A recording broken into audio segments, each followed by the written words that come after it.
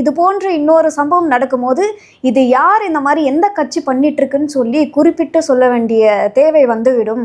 அதுல உதயநிதி தெரியாம கேக்குறீங்க, எனக்கு அஜித் இங்க எதுக்கு அஜித்தை கொண்டு வந்து பேசுறீங்க இந்த ஊடகத்துல? ஏற்கனவே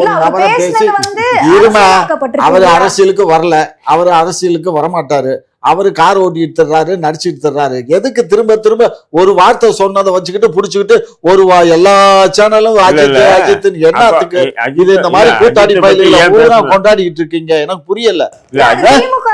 நாங்க திமுக ஒண்ணும் புடுங்கல, சும்மா திமுக எங்களே குறை சொல்லாதீங்க, எங்களுக்கு ஒன்றும் அவசியம் இல்லை யாரும். நாங்க எங்க மக்கள் நாங்க இருக்கோம், நாங்க பார்த்துப்போம் தேர்தலை.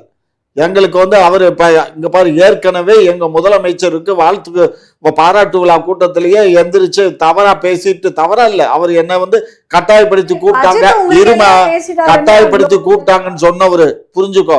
அப்படிப்பட்டவரை நாங்க எதுக்குமா அவரு